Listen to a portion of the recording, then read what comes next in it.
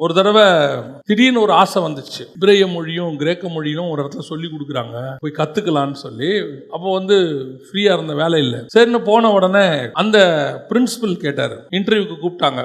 போன உடனே what you are doing அப்படின்னு சொன்னாரு.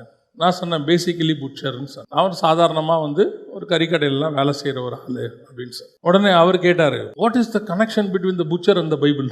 கறிக்கடைக்கும் எபிரேய மொழிக்கு நீ என்ன படிக்க போற, இப்போ எதுக்கு நீ வந்த அப்படின்னு கேட்டார். திடீர்னு ஆவியானவர் அங்கே ஒரு பதில் சொல்றாரு பாருங்க, த connection between the fisherman and the Bible அப்படின்னு.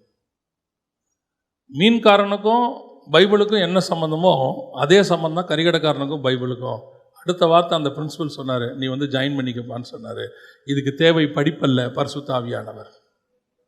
அவர் தான் ஞானம் உள்ளவர். எந்த இடத்துல என்ன பேசணுங்கிறது அதான் வசனம் சொல்லுதில்ல, நீங்கள் பேசுவது என்னதென்று கவலைப்படாதிருங்கள். உங்களுக்கு ஏற்ற நேரத்தில் யார் கொடுப்பா?